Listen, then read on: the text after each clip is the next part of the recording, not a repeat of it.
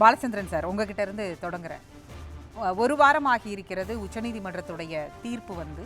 அந்த தீர்ப்பில் ஆளுநர்களுக்கான அதிகாரங்கள், குடியரசுத் தலைவருக்கான வரையறை, ஒரு பில் மேலே எவ்வளவு நாள் வரையறை அவங்க வைத்து கொள்ளலாம், அது குறித்த முடிவெடுக்கலாம் அப்படிங்கிறது, ஒப்புதல் வழங்குறது குறித்தெல்லாம் வரையறையோட 142 அதிகாரத்தை உச்சநீதிமன்றம் பயன்படுத்தி அவர்கள் கொடுத்திருக்கக்கூடிய தீர்ப்பு. ஆனால் ஆளுநர் துணைவேந்தர் மாநாட்டை ஊட்டியில் நடத்துகிறார்.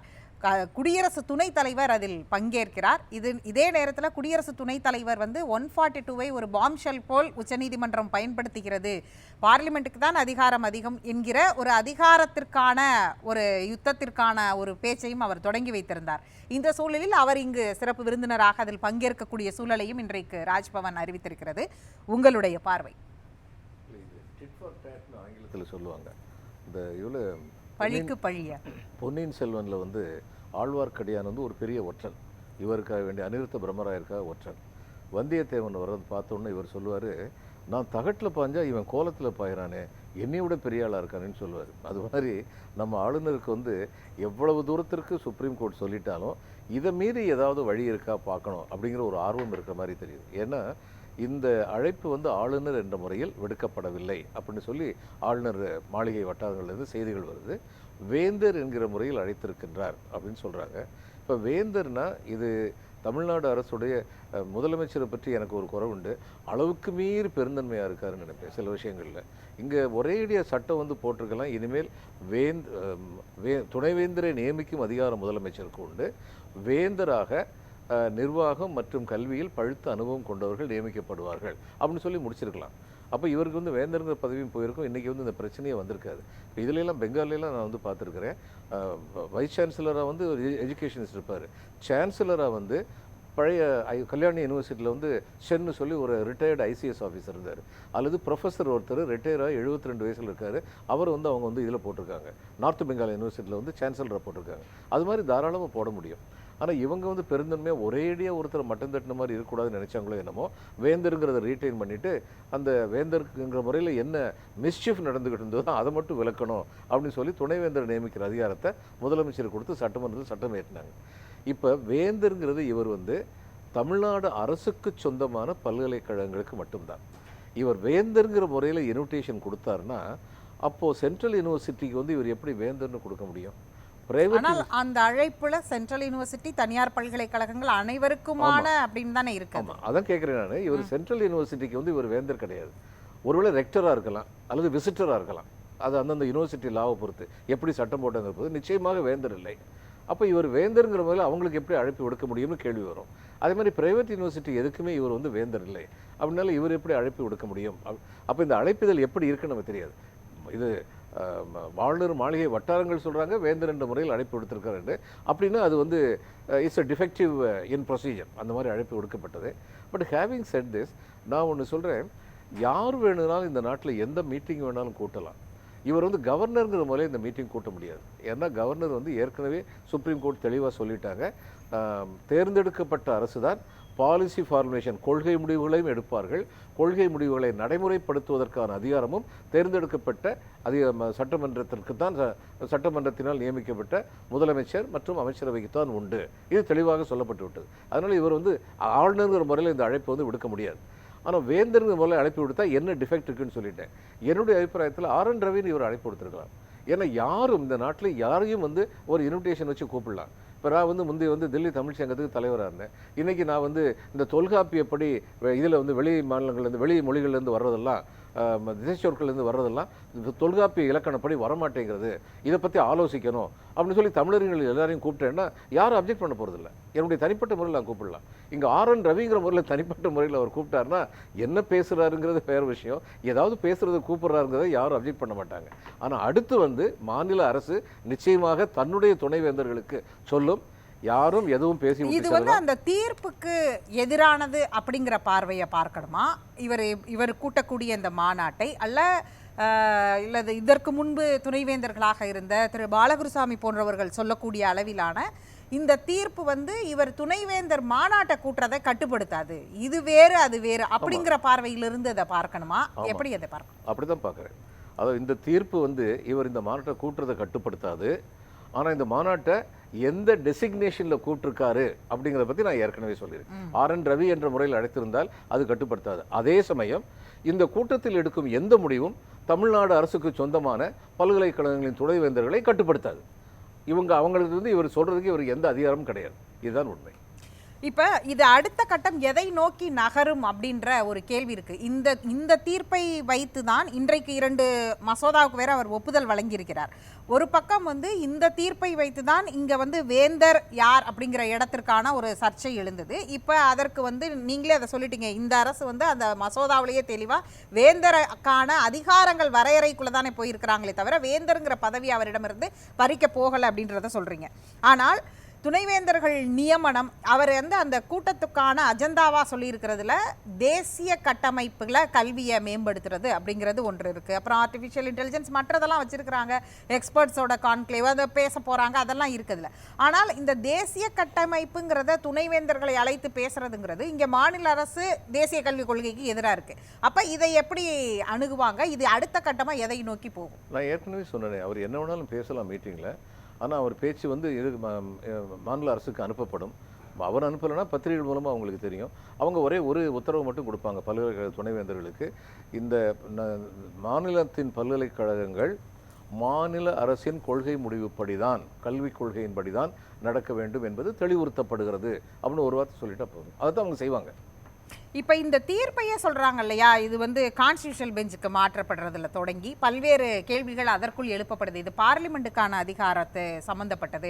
எப்படி குடியரசுத் தலைவர் இப்ப தன்கர் கேட்கிறார், ஒரு குடியரசு துணைத் தலைவர் அவர் மாநிலங்களவை நடத்தக்கூடிய இடத்திலிருந்து அவர் கேட்கிறார், குடியரசுத் தலைவருக்கு இவங்க எப்படி டைம் ஃப்ரேம் ஃபிக்ஸ் பண்ண முடியும் அப்படின்னு ஒரு கேள்வியை முன்வைக்கிறார்.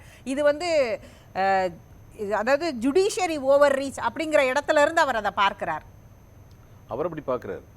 ஆனால் மக்கள் யாருமே அப்படி பார்க்கல. இங்கே என்னென்ன அழிச்சாட்டியம், அது இந்த வார்த்தையெல்லாம் சொல்கிறதுக்கு எனக்கு ரொம்ப தயக்கமாக இருக்குது. ஆனால் வேறு வழி இல்லை. இந்த ஆளுநர் என்னென்ன அழிச்சாட்டியம்லாம் பண்ணார் அப்படி எல்லாம் ரெண்டு விதமாக பேசினார். முதல்ல என்ன சொன்னார், எந்த அரசியல் சட்டத்தில் எங்கே சொல்லியிருக்கு இத்தனை நாட்களுக்குள் நான் முடிவெடுக்க வேண்டும் என்று எங்கு வரையறுக்கப்பட்டிருக்கிறதுன்னு முதல்ல சொன்னார். இன்னொரு மீட்டிங்கில் சொன்னார், இத்தனை நாள் நான் கையில் வச்சிருக்கேன்னா அது ரிஜெக்ஷன் தான் சொல்லி அர்த்தம் அப்படின்னு இன்னொரு மீட்டிங்கில் சொன்னார். இப்படி முன்னுக்கு பின் முன்னா பேசிக்கிட்டு இருக்க ஒருத்தரை வச்சுக்கிட்டு ஒரு நாட்டுடைய ஒரு மாநிலத்துடைய நிர்வாகம் எப்படி நடத்த முடியும்? அப்போது நம்முடைய இதில் அரசியலமைப்பு சட்டத்தின்படி ஒரு சட்டம் மாநிலத்தின் சட்டமாக இருக்கட்டும், ஒன்றிய அரசின் சட்டமாக இருக்கட்டும், அது அரசியலமைப்பு சட்டத்திற்கு ஒத்ததாக இயைந்ததாக இருக்கின்றதா இல்லையா என்பதனை முடிவு செய்யும் அதிகாரத்தை சுப்ரீம் கோர்ட்டுக்கு, உச்சநீதிமன்றத்திற்கு நம்முடைய அரசியலமைப்பு சட்டம் வழங்கி இருக்கிறது. இப்போ விவி கிரி அந்த பிரசிடென்ட் எலெக்ஷனில் ஒரு கேஸ் நடந்தது. விவி கிரி பிரசிடெண்ட்டாக இருந்தபோது கோர்ட்டில் சாட்சி சொன்னார். நீதிபதிகள் திரும்ப அவர்கிட்ட சொன்னாங்க, உட்காந்துருங்க. அவர் நீதிமன்றத்திற்கு உரிய மதிப்பை நான் கொடுக்க வேண்டும் சொல்லி நின்றுகிட்டே அவர் தன்னுடைய சாட்சியத்தை சொல்லிட்டு போனார். அப்போ ஒரு பிரசிடெண்ட்டை ஒரு கேஸில் நீங்கள் கோர்ட்டுக்கு வர வைக்க முடியும் என்றால், அப்போது ஒரு பிரசிடெண்ட்டுக்கு நீங்கள் அரசியல் சட்டத்தில் 2 விஷயத்தை பார்க்கணும். The letter and the spirit. அதாவது எழுத்து என்ன எழுதப்பட்டிருக்கிறது, அதனுடைய உயிர்ப்பு என்ன, அதனுடைய ஆன்மா என்ன, எதற்காக அப்படி எழுதப்பட்டிருக்கின்றது அப்படிங்கிறதையும் பார்க்கணும். அன்னைக்கு எதுக்காக வேண்டி இப்படி சொன்னாங்க, ஒரு வரையறை இல்லாமல் வச்சுருந்தாங்க. ஏன்னா பல பேருக்கு இன்றைக்கி தெரியாமல் இருக்கலாம், அரசியலமைப்பு சட்டம் 1950 ஜனவரி 26ஆம் தேதி வந்த பொழுது இந்த நாட்டின் எந்த மாநிலமும் நாங்கள் தனியாக போய்விடுவோம் என்று சொல்லும் உரிமை படைத்தவர்கள். இந்த நாட்டின் எந்த அரசியல் கட்சியும் எந்த சமூக ரீதியான கட்சியும் எங்களுக்கு தனி மாநிலம் வேண்டாம், தனி நாடு வேண்டும் என்று சொல்லும் உரிமை பெற்றவர்களாக இருந்தார்கள். இப்போ தியரட்டிக்கலாக ஒன்று சொல்கிறேன், ராஜஸ்தானில் சட்டமன்றம் ஒரு தீர்மானம் நிறைவேற்றுது, இனிமேல் எங்களுக்கு ஜெய்ப்பூர், அதுக்கப்புறம் உதய்பூர், நாங்கள்லாம் தனித்தனி மாநிலமாக இத்தனை நாள் தனித்தனி நாடாக இருந்தோம், மறுபடியும் நாங்கள் தனித்தனி நாடாக போனோம் அப்படின்னு சொல்லி ஒரு தீர்மானம் நிறைவேற்றிட்டாங்கன்னா, அப்படிப்பட்ட ஒரு சூழ்நிலையில் அன்னைக்கு இருந்த அரசியல் சட்டப்படி அந்த தீர்மானம் செல்லுபடியாகும். அப்போது இந்த மாதிரியான இக்கட்டான சூழ்நிலைகளில் நாட்டின் ஒற்றுமை பாதுகாக்கப்பட வேண்டுங்கிறதுக்காக, ஏன்னா 1950 1947 சுதந்திரம் அடைஞ்ச போது இந்தியா என்ற ஒரு நாடு இல்லை. இது பல பேருக்கு தெரியாது. அன்னைக்கு 3 இந்தியா இருந்தது, பிரிட்டிஷ் இந்தியா, இந்த நேட்டிவ் கிங்ஸோட இந்தியா, ட்ரைபல் இந்தியா. அப்போ நம்முடைய முதல் நோக்கம் இந்தியாவை ஒருங்கிணைந்த ஒரு நாடாக ஆக்குவது. அதனால தான் இது ஃபெடரல் சிஸ்டம் இல்லாமல் ஒன்றியமாக இருக்கிறது. காரணமே அதுதான். யூனியன் எப்பொழுதுமே சற்று அதிக அதிகாரம் கொண்டதாக மாநிலங்களோட இருக்கிறதுக்கான அடிப்படை காரணம் 1950 அன்னைக்கு நிலவி இருந்த காரணங்கள், காரியங்கள், செயல்கள். அதனால கவர்னர்களுக்கெல்லாம் இப்படி வந்து எந்த விதமான டைம் ஃப்ரேம் இல்லாமல் நீங்கள் முடிவெடுங்க. நான் சொன்ன மாதிரி தியரட்டிக்கலாக ஒன்று சொன்னேன். அப்போ ஆளுநர் என்ன பண்ணியிருப்பாரு, அவங்கள கூப்பிட்டு வச்சு பேசியிருப்பாரு. நீங்கள் என்ன பண்ண போகிறீங்க, இந்திய நாட்டு விட்டு போக போகிறீங்களா, அப்போ அவங்ககிட்ட டிஸ்கஷன் மூலமாக மறுபடியும் அந்த தீர்மானத்தை வந்து வாபஸ் வாங்குறதுக்கான முயற்சிகளில் ஈடுபட்டிருப்பார். இப்படிப்பட்ட காரணங்கள், இப்படிப்பட்ட சூழ்நிலைகள் உருவாக முடியும் என்ற காரணத்தினால்தான் ஆளுநருக்கு எந்த விதமான கால வரையறையும் நிர்ணயிக்கப்படவில்லை. ஆனால் அப்பொழுது அரசியலமைப்பு சட்டத்தை உருவாக்கியவர்கள் கனவில் கூட நினைக்கவில்லை திரு ஆர்.என். ரவியை போன்றவர்கள் ஆளுநராக வருவார்கள் என்று அவர்கள் நினைக்கவில்லை. இந்த சூழ்நிலை இன்று வரும்பொழுது இன்றைய சூழ்நிலைக்கு தகுந்தபடி ஜனநாயகம் காப்பாற்றப்பட வேண்டும், தேர்ந்தெடுக்கப்பட்ட அரசின் உரிமைகள் மறுக்கப்பட்டு விடக்கூடாது அப்படிங்கிறதுக்காக உச்சநீதிமன்றம் இப்படிப்பட்ட ஒரு தீர்ப்பு சொல்லியிருக்கு. தேர்ந்தெடுக்கப்பட்ட அரசு அப்படிங்கிற புள்ளியில தான் உச்சநீதிமன்ற தீர்ப்பை இப்ப பார்லிமெண்டோட ஒப்பிட்டு அந்த கேள்வியை முன்வைக்கிறாங்க. எல்லா பவரையும் ஜுடிஷியரி கிட்ட போய் கொடுக்கறதா, 142 மூலமா எல்லா அதிகாரத்தையும் அவங்க எடுத்துக்கிறது ஷார்ட் டேர்முக்கு வேணா கரெக்டா இருக்கலாம், லாங் டேர்முக்கு வந்து அது பார்லிமெண்ட்டையே நாளைக்கு கேள்விக்குள்ளாக்கிடாதா அப்படின்னு ஒரு வாதத்தை வைக்கிறார்கள். எத்தனை அதிகாரம் பண்ணியிருக்காங்க இது வரைக்கும்? இந்த 7 பேர் விடுதலையில் சொல்லியிருக்காங்க, அடுத்து இதில் சொல்லியிருக்காங்க. மற்றபடி 142 எத்தனை விதத்தில் அவங்க பிரயோகப்படுத்தினாங்க? இதுக்கு முன்னாடி இதே உச்சநீதிமன்றம் இதே ஆளுநருடைய செயலை பார்த்துவிட்டு அவருக்கு எதிரான உத்தரவை பிறப்பிக்கவில்லை. அவர்கள் சொன்னதெல்லாம் இருவரும் கலந்து பேசி முடிவெடுங்கள் என்றுதான் சொன்னார்கள். எந்த அளவிற்கு கான்ஸ்டிடியூஷனல் அத்தாரிட்டி என்று, கான்ஸ்டிடியூஷனல் ஹெட் என்று சொல்லுவோமே, அரசியலமைப்பு சட்டத்தின்படியான பிரதிநிதியாக ஆளுநர் இருக்கிறார், அவருக்கு உரிய மரியாதையை கொடுக்க வேண்டும் என்று தயங்கி அவர்கள் அவர் பக்கம் தவறு இருக்கிறது என்று உணர்ந்தாலுமே இருவரும் இணைந்து சென்று பேசி முடிவெடுங்கள் என்றுதான் சொன்னார்கள். ஆனால் இன்று வேறு சூழ்நிலையின் காரணமாக, வேறு வழியில்லை என்ற காரணமாக இன்றைக்கு உள்ள சூழ்நிலையில் அப்படிப்பட்ட கால வரையற்ற வரம்பற்ற ஒரு அதிகாரம் ஆளுநருக்கோ குடியரசுத் தலைவருக்கோ இருப்பது ஜனநாயக நெறிமுறைகளுக்கு முரணான செயல்களுக்கு பயன்படுத்தப்படக்கூடும் அப்படின்னு சொல்லி வரும்பொழுது சுப்ரீம் கோர்ட் வந்து பார்லிமெண்ட் சுப்ரீமா, சுப்ரீம் கோர்ட் சுப்ரீமா, அந்த வினா எழவில்லை. ஏன்னா நம்ம இதில் வந்து 3 பேர் இருக்காங்க, நீதிமன்றங்கள், நிர்வாகம், சட்டமன்றங்கள். They are independent of each other. அதுதான் நம்முடைய ஜனநாயகத்துடைய அடிப்படை பலம். ஆனால் இறுதி அதிகாரம் வழங்கப்பட்டிருப்பது அது உச்சநீதிமன்றத்திற்குத்தான் வழங்கப்பட்டிருக்கிறது. உச்சநீதிமன்றத்துடைய ஒரு தீர்ப்பு, ஒரு சட்டம் சரியில்லை என்று அவர்கள் தீர்ப்பளித்தால் அது வெறும் தீர்ப்பல்ல, இந்த நாட்டின் சட்டமாகி விடுகிறது. அப்படி இருக்கும் பொழுது யாருக்கு அதிகாரம்னு நமக்கு தெரியும். அந்த அதிகாரத்தை அவர்கள் சரியான முறையில் பயன்படுத்தி இருக்கிறார்கள். இதை வச்சுக்கிட்டு உடனடியாக பார்லிமெண்ட்டை மீறிட்டாங்க அப்படின்னு சொல்றது. அரசு இப்ப அடுத்த கட்டமா என்ன செய்யும்? அவர் துணைவேந்தர் மாநாட்டை கூட்டுகிறார், உங்களுடைய பார்வை என்ன? அவர் பாட்டு கூட்டட்டும், அடுத்து என்னென்ன ரெசல்யூஷன் போடுறான்னு சொல்லி பார்த்துட்டு அரசு வந்து இதில் எதெல்லாம் சரி எதெல்லாம் சரியில்லைன்னு அவங்க முடிவெடுப்பாங்க. அவ்வளவுதான். பேசலாம்.